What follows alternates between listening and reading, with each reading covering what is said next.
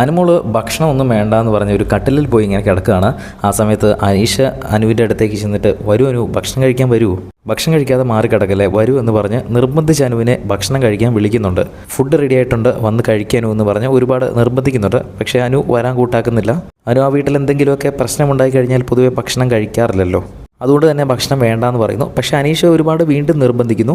എങ്കിലൊരു കാര്യം ചെയ്യാം, ഞങ്ങൾ അനുവിന് വേണ്ടിയിട്ട് അവിടെ എടുത്ത് മൂടി വെക്കാം. അപ്പോൾ അനു പറയുന്നുണ്ട് മൂടിയൊന്നും വെക്കണ്ട, അത് നിങ്ങൾ വേറെ ആർക്കെങ്കിലും കൊടുത്തു, അത് വെറുതെ കളയണ്ട, ഞാൻ എന്തായാലും കഴിക്കില്ല, അപ്പോൾ അത് മൂടിയൊന്നും വെക്കണ്ട, നിങ്ങൾ വേറെ ആർക്കെങ്കിലും എടുത്ത് കൊടുത്തോ എന്ന് പറയുന്നു. പക്ഷേ അനീഷ് എന്ത് ചെയ്താൽ സമ്മതിക്കുന്നില്ല.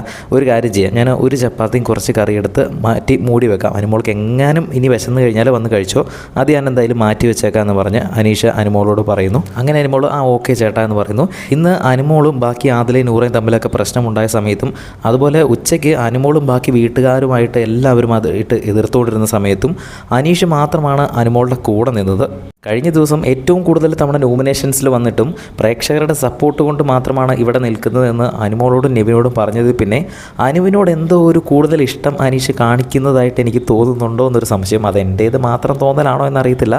നിങ്ങൾക്കങ്ങനെ തോന്നിയെങ്കിൽ കമൻറ്റ് ചെയ്യുക. പക്ഷേ ഇപ്പോൾ ഈ ഫുഡ് കഴിക്കാൻ വിളിച്ചതൊന്നും അങ്ങനെയാണെന്നല്ല ഞാൻ പറഞ്ഞത്. എങ്കിലും ഇടയ്ക്കിടയ്ക്ക് ലൈവ് കാണുമ്പോൾ നമുക്ക് അങ്ങനെ ചെറുതായിട്ട് തോന്നുന്നുണ്ട്. കാര്യം അൺഫെയർ ആയിട്ടുള്ള ചില കാര്യങ്ങൾ അനുമോൾ ചെയ്താലും അതിനെ സപ്പോർട്ട് ചെയ്യുന്ന രീതിയിലേക്ക് അനീഷ് ചില സമയങ്ങളിൽ മാറുന്നതായിട്ട് ഞാൻ ശ്രദ്ധയിൽപ്പെട്ടിട്ടുണ്ട്.